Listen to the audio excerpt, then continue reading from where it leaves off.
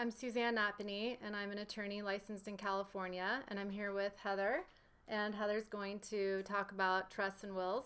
Hi, Suzanne. Thank you for having me. My name is Heather Glick-atalla, and I'm a certified specialist in estate planning, trust, and probate law. My office is in Sherman Oaks, and in addition to doing wills and trusts for individuals and families, I also form and represent charities.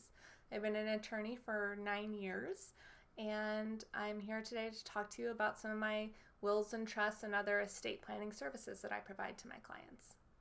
Sounds great, Heather. Thank you for doing this video. We just want to have you answer some frequently asked questions about wills and trusts. So one of the questions that I hear from a lot of people is, what is the difference between a trust and a will? Yeah, I get this a lot from a lot of my clients, and actually everything that you can do in a trust, you can do in a will. The biggest difference between a will and a trust is that a will is what's called a testamentary document, meaning it only takes effect when you pass away. However, a trust agreement is effective the moment that you sign it and you transfer an asset into the trust, even if it's just $1. That's enough to fund a trust and make it a legal document. And the way that I think about a trust is, I have an analogy that I explain to my clients. A trust is kind of like a corporation where you have a president, you have shareholders, and then you have the legal entity itself. Even though a trust is not technically a legal entity, it helps to understand what a trust is. The president of a trust is the trustee. That person's in charge of managing the assets that are in the trust on a day-to-day basis. The shareholder of the corporation is like the beneficiaries of a trust. So everything that the president or the trustee does is for the benefit of the shareholder or the beneficiary. Got it. Very interesting. So who needs a trust? Lots of people need a trust. In California, you can pass away with $150,000 worth of assets in your name that's not held in a trust, not held as a joint tenancy. It's not a retirement plan. There are certain assets that are the exception to having to need a trust, but if you have assets that don't qualify for an exception that are worth more than $150,000 when you pass away, that triggers the need to have your estate go through what's called probate court proceedings, which can be very expensive, can take several years, even if no one is contesting your will, if you have a will. That is what is required if your assets aren't held in a trust. So some of those exceptions that I mentioned, for example, if you have a property that's held in a joint tenancy and you pass away, but your surviving joint tenant survived you didn't pass away at the same time, then if that was your only asset, a probate wouldn't be required. Or for example, if you are married and you hold your title to your assets as husband and wife as community property with right of survivorship, and one spouse passes away, then the other spouse can acquire the assets without having to go through probate court proceedings. Another exception to that rule is retirement plans. Let's say you have a 401k, you have a few $100,000 in that 401k, and you've named a beneficiary. As long as that beneficiary survives you, no probate is required. So probate is required for most people who have any type of assets that don't qualify for that exception. Also, if you have any real property that's worth more than $50,000 and it's not held in a joint tenancy or as community property or qualifies for one of those other exceptions, then you need a trust in order to avoid probate court proceedings. The other thing that a trust does is it enables you to avoid court proceedings during your lifetime if you become incapacitated. So let's say that you've been in an accident and you can no longer handle your own financial affairs. So unless you have some kind of a trust to hold your assets in during your lifetime and you become incapacitated, then there may be a need to open what's called a conservatorship for you. And a conservatorship is a type of court proceeding where you are alive, but you cannot make either financial or health care decisions for yourself. But if you have a trust and the other documents that I'm going to be talking about in a little bit, then hopefully that will avoid the need for not only the conservatorship proceedings during your lifetime if you become incapacitated, but also upon your death when you pass away. The other important reason to have a trust is to memorialize your wishes in writing for what you want to happen when you pass away. And that could be you want everything to go to charity, or you want some of your assets to go to your spouse or your children. the majority of my clients specify in their trust that they want their family to inherit their assets, but it may be in different percentages.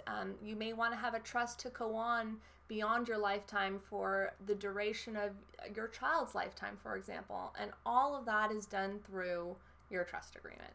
Wow. A lot of reasons to do a trust. Definitely. More reasons than not. Got it. So then, can a trust protect my assets from creditors? Sometimes, and it really depends on what type of trust it is. So there's two different types of trust. There's a revocable trust, meaning a trust that you can make changes to, and an irrevocable trust, meaning a trust that's very difficult and sometimes impossible to make changes to.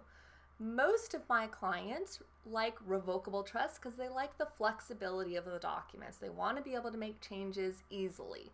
And if that's your number one priority, then a revocable trust is going to be what's right for you. On the other hand, if you're involved in some kind of, you have a judgment against you, or you anticipate a judgment against you, or even far down the line you think, you know what, I just want to protect my assets from my creditors, then perhaps an irrevocable trust is going to be more appropriate for you. So all of the estate plans that I do are custom made for each of my clients. I don't have any cookie cutter plans. And with each client, I will go through an analysis and make a determination of what type of trust suits their needs best. Got it. Interesting.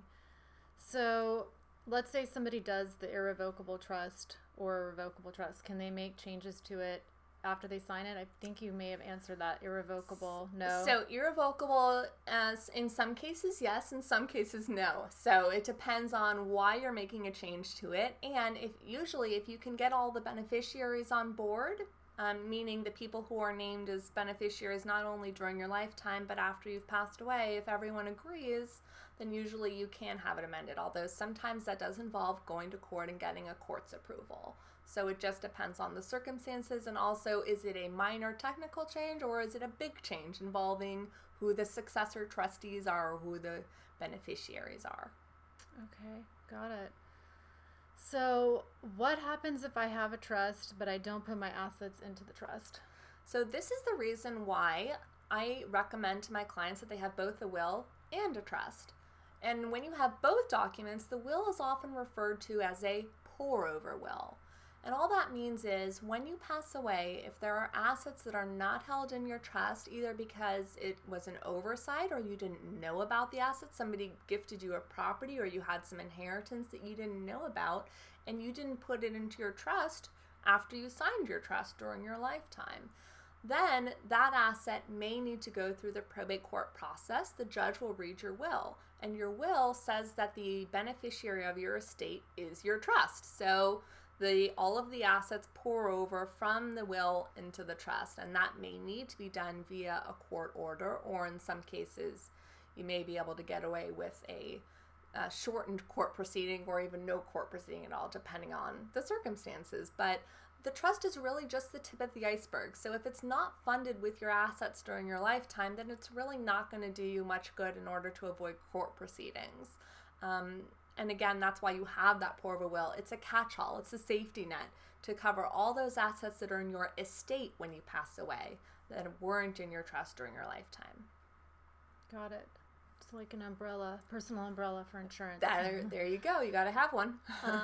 So then, do I have to file different tax returns with trusts, or how does that work? It depends on the type of trust that it is. So if it's a revocable trust, meaning a trust that you can make changes to, no. Your Social Security number is the tax ID number for the trust, and your CPA, or if you're doing your returns yourself through TurboTax or whatever, you're just going to be continuing to file your income tax returns on an annual basis as if the trust didn't exist. What changes is when you become either incapacitated or upon your death. That's when the trust becomes irrevocable, and that's when a separate income tax return would need to be filed for the trust. And sometimes the trust just ends when you die and your money goes to the beneficiaries listed outright. In that case, then there are no income tax returns that may need to be filed. And then there's also something called an estate tax return. An estate tax return is a death tax return, okay? So it's filed, you acquire, you accumulate all your assets throughout your lifetime, and when you pass away, and you're paying tax, you're paying income tax, right, on an annual basis, just so you're earning your money and you're paying your tax, and then you get to pay tax again after you've passed away on everything that's left over in your estate that you then leave to your heirs. The good news is that there is an estate tax exclusion amount, and the exclusion amount is $11.4 million per person, or for a married couple, $22.8 million. That's how much you can accumulate during your lifetime, and when you pass away, you can give all of that to your heirs without paying $1 of estate tax. The other thing to note is the estate tax is a federal tax, and here in California, we don't have a death tax. So although that may change because there's talks in the California legislature right now, but that's to be determined. We will appreciate an update on that area of law when it comes out. Happily. So you've talked a lot about death and passing away. What exactly is probate, and how can my family avoid it when I pass away? So as I mentioned earlier, if you have your assets in a trust, if your trust is properly funded during your lifetime, then hopefully there will be no need for probate. But if there is a need for probate, it's a procedure where the court basically oversees the entire administration of your estate. And if you don't have a trust and all you have is a will, then all of that administration process is available to the public. So a will is not a private document, whereas a trust for the most part is a private document, if your trust is properly funded during your lifetime. So a probate is a process where you request that the court appoint an administrator of your estate. There's a probate referee, which is kind of like a person who oversees and values things, and you have to, in some cases, the estate can be managed with very little court oversight, and in other cases, the court is heavily involved and has to approve everything that goes on. So if you have a will that says that the executor has certain powers that you want the executor to have, then the court oversight will be minimal. But hopefully it will be none, again, if you have the trust and it's properly funded during your lifetime. And properly created by somebody like you. Exactly. Right. Yeah. So what happens if I'm named as an executor trustee under my relative's trust who recently passed away? Do I need an attorney to assist me with this? I highly recommend it. And the reason why is because there are so many minute filings that you have to do with the assessor's office, with the Social Security office, potentially with the IRS and the California Franchise Tax Board. There's so many different agencies and filings that have to be done. And even if you miss just one of those filings, that could result in personal liability for failure to make a certain election that you didn't even know that you had to make. So oftentimes what I'll do is, even for very basic estates, maybe there's just a few $100,000 worth of assets, I will stay on as counsel and I will tell them about all the filings that they need to do and make sure that they get done on a timely basis so that the trustee is not liable. That's the last thing you want, is to be personally liable and have either some government agency or the beneficiaries coming after you personally for failing to exercise your duties. As a trustee or an executor, you're a fiduciary, which means that you have to do what's in the best interest of the beneficiaries. If you breach that duty of care that you have to the beneficiaries under the trust or under the will, you can be held personally liable for that.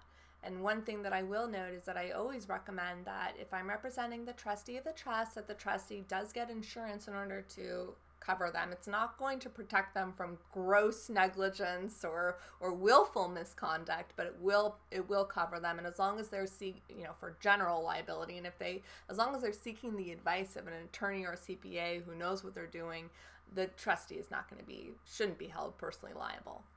Okay, got it. So then, my question has to do with married people. When they have separate property, what if they want to put it into a marital trust, or how does that work? Yeah, you can absolutely do that.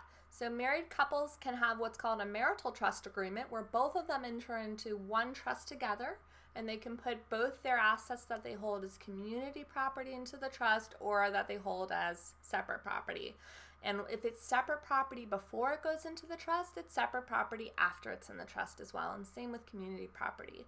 However, it's very important to designate both in the trust and on the asset titling itself whether it's separate or community property. So for example, When I'm doing a trust for a married couple, I have schedules at the very end of the trust where they list all of their separate property assets. That's why it's crystal clear whether it's separate or community property. And in the event of a divorce, you're going to look to those schedules to see what the intent of the couple was.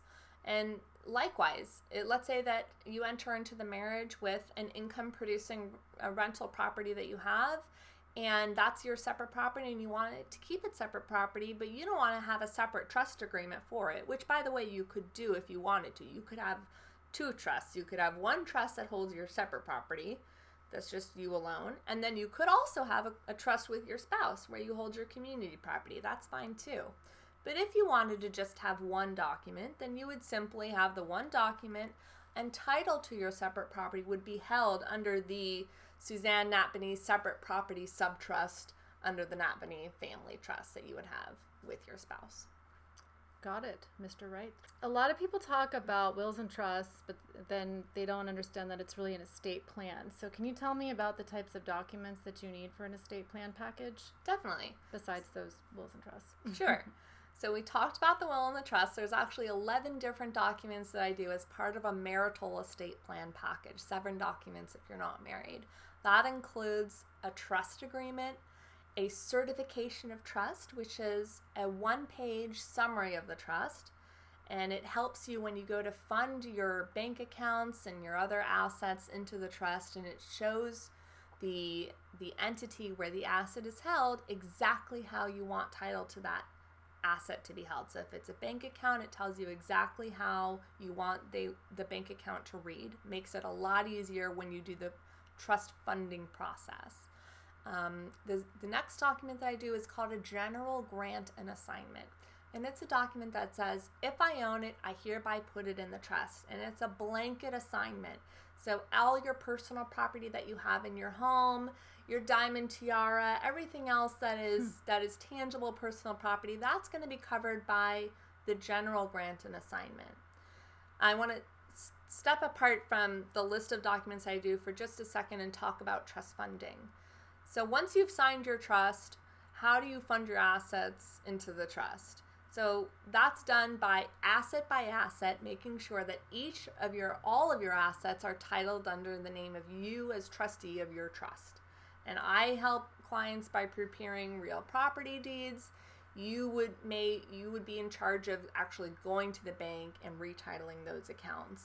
You may want to designate your trust as the beneficiary under your life insurance policy, in which case you would request a change of beneficiary form to that life insurance policy. So anyway, a tip about trust funding, but getting back to the list of documents that I do as part of the package, the next document is called a durable power of attorney for business matters. And that's a document where you name someone who can handle your own business affairs if you become incapacitated. And the agent under that document will handle things that you do in your individual capacity, and it doesn't have anything to do with assets that are held under your trust. So what are some things that aren't in your trust?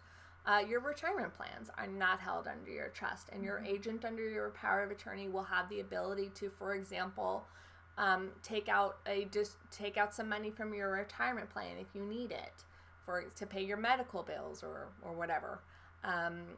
Signing a tax return, not something that you do in your individual capacity, not as trustee of your trust. So you do need a power of attorney in addition to naming a successor trustee who can take over your assets under your trust. The next document is called an advance healthcare directive, and this is arguably the most important document in any estate plan, because that is the document where you specify what your end-of-life decisions are and who you want to make those decisions for you. Now, this is a standard form that comes straight out of the California probate code. Everyone in California has the exact same healthcare directive. And the way that you customize it is by having an attachment to that form where you specify what your personal healthcare wishes are. And I highly recommend this to my clients. It's not often that we have intimate conversations with loved ones about what kind of care you would want if, God forbid, you were in an accident and you couldn't make healthcare decisions for yourself. So having those written instructions in a form that they can easily pick up and read And then having that form on file at a hospital you may be taken to or with your primary care physician. I can't stress the importance of that enough. The next document that I do is called a HIPAA document. And in this document, you name certain people who can talk to your doctors about your mental state. So if there's ever a question about whether or not you can handle your own business and financial affairs, the people that you list on your HIPAA form can talk to your doctors and say, look, you're Suzanne's doctor. Tell me what you think in your medical opinion. Do you think that Suzanne can make decisions for herself or not? Most people in your life, they're not qualified to make that decision. So it's really important that they talk to people who are qualified and that can give them guidance. The next document that I do is a will, and we talked about the will. It's a pour-over will, but it's also very important for couples who have minor children because you will nominate guardians who can take over for you if you can no longer serve in that role for your children. So the guardianship nominations go in the will, as well as your burial instructions. Do you want to be cremated? Do you have a plot somewhere? Do you want your ashes to be spread out, in the ocean, or do you want to have the Neptune Society do your cremation for you? All of these specific burial instructions go into the will. And then the final document that I include as part of my package is going to be a quitclaim deed. And that's the deed that transfers your primary residence into the trust. And you're going to have to do a separate deed for every property that you own in order to transfer title into your trust. Does that affect mortgage issues with the home? It can. And what I recommend is that you contact the lender and you let them know, hey, lender, hey, bank, I have prepared a revocable trust and I'm transferring title of my property into my trust and I'm letting you know about it so that this doesn't trigger the acceleration clause, also known as the due on sale clause. Not all attorneys follow this approach, but I find that it actually helps because it lets the lender know, hey, there's a trust. And sometimes when you do a refinance, the lender will make you take title out of the trust, do the refinance, and then put it back in there. And usually when they're put on notice that, hey, title's in a trust, and we want to make sure that you're okay with this, usually those issues with refinancing and taking title in and out of the trust are not a problem. But I do recommend to my clients, call me after the refinance is done so I can verify that title to the home is in fact put back into the trust if they did take it out. Great to know. The other thing to note about title transfers is insurance. So you have your insurance and you're listed as the primary insured on your home. Maybe you have earthquake insurance, title insurance policies. What happens when you transfer title into the trust? Well, you should obtain endorsements to all of your insurance policies, title, earthquake, and home insurance, in order to make sure that the insured is the trustee of the trust. Because technically, the trust is a separate entity, sort of, than you individually. And if there's a claim that needs to be made, you don't want to have the insurance company have any argument at all not to pay out that policy. So, you're going to have all your T's crossed and your I's dotted. I always tell my clients you want to be insured both individually and as trustee of your trust. Got it. 2 policies. 3 policies. You got your title policy, your earthquake. Some people have earthquake, and your home insurance policy. Some people don't even know what a title policy is. A title policy is a policy of title insurance that you get when you buy the property. And it's a policy that protects you from future people knocking on your door and saying, this is my house, get out. You can say, here's my title policy, and the title company will actually defend that claim and say that you are the rightful owner. Got it.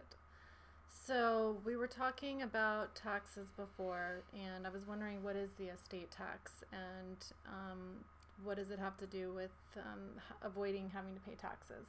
So putting your assets in a trust will not help you avoid taxes unless it's a specific type of tax planning trust. There are certain tools that estate planners have up their sleeves in order to reduce the taxable size of your estate. Let's say that you're over that $11.4 million exemption that I mentioned earlier. How do you maintain control of your assets, but at the same time take away money from the government that would otherwise go to them upon your death? And as I said, there are certain ways that you can prepare trusts. You can do gifting programs, minority interest discounts. charitable gifting. There's all different kinds of trusts that you can set up if you want to reduce the value of your estate but still maintain control of your assets, which is, of course, the ultimate goal. Got it. So let's see. If somebody did my trust, another attorney, can you update it? If I need to have it updated, can different attorneys do that? Definitely.